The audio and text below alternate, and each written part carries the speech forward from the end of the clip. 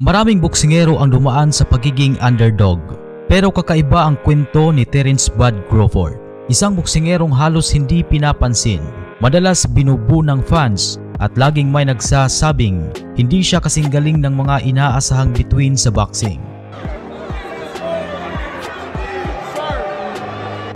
Ngunit sa huli, pinatunayan niya na siya pala ang tunay na hari ng ring. Si Terence Crawford ay ipinanganak sa Omaha, Nebraska. Sa simula pa lang ng kanyang karera, hindi siya nabigyan ng malaking spotlight tulad ng ibang boksingero. Habang ang ibang fighters ay pinapalakpakan ng mga fans, si Crawford ay madalas hindi pinapansin. May mga pagkakataon pa na tuwing papasok siya sa arena, imbis na sigawan ng suporta, mas madalas ay boo ang naririnig niya. I'm hunting him.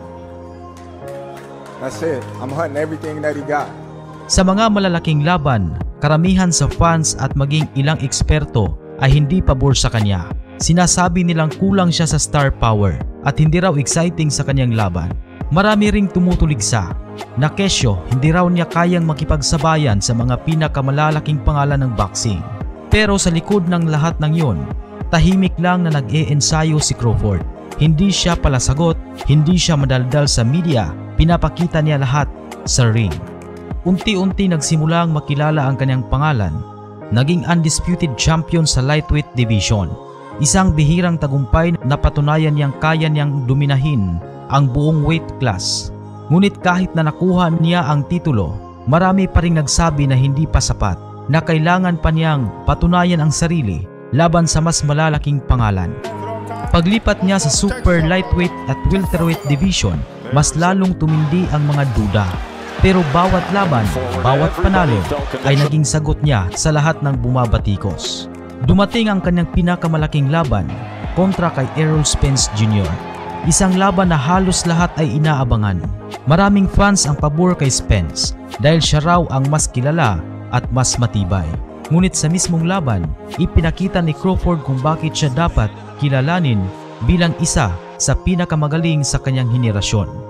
Pinatahimik niya ang lahat ng boo sa pamamagitan ng kanyang dominanteng performance hanggang sa makuha niya ang tagumpay na nagpatunay na siya ang undisputed welterweight champion. Hindi lang basta panalo, kundi isang pahayag na siya pala ang tunay na hari ng welterweight division. Samantala, isang laban na pinag-usapan ng buong mundo. Sa kanilang face-off, ramdam ang tensyon.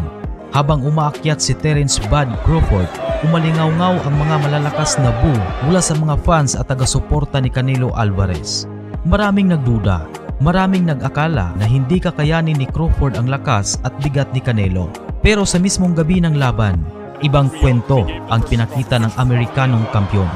Sa unang mga round, kontrolado ni Crawford ang laban gamit ang kanyang diskarte, bilis at matatalas na counterpunch. Habang sinusubukan ni Canelo na ilapit ang laban at gamitin ang kanyang pamusong body shots, agad itong nasasagot ni Crawford ng malinis na kombinasyon. Ramdam ang pag-shift ng momentum.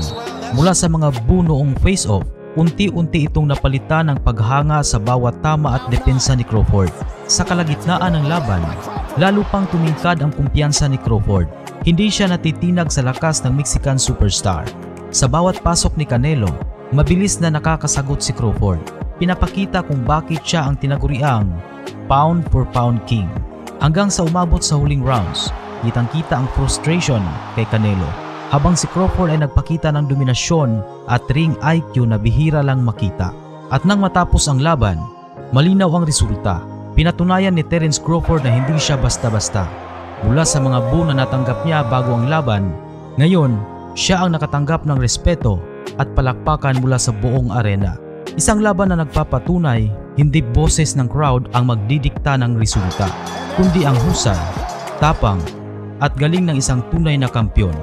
Sa apat na sinturon, WBC, WBA, IBF at WBO, hawak lahat ni Crawford sa bawat division na kanyang nilabanan.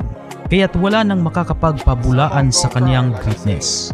Siya na ngayon ang tanging pangalan na nakaukit sa kasaysayan bilang unang 3-division undisputed champion sa men's boxing. Mula sa pagiging boksingerong hindi pinapansin, si Terence Crawford ngayon ay nasa kasaysayan na ng boxing. Siya ang unang boksingerong naging 3-division undisputed champion sa 4-belt era, isang bagay na walang sinuman ang nakagawa bago siya. A lot of people say I don't have no defense. You know, I get hit with these big shots.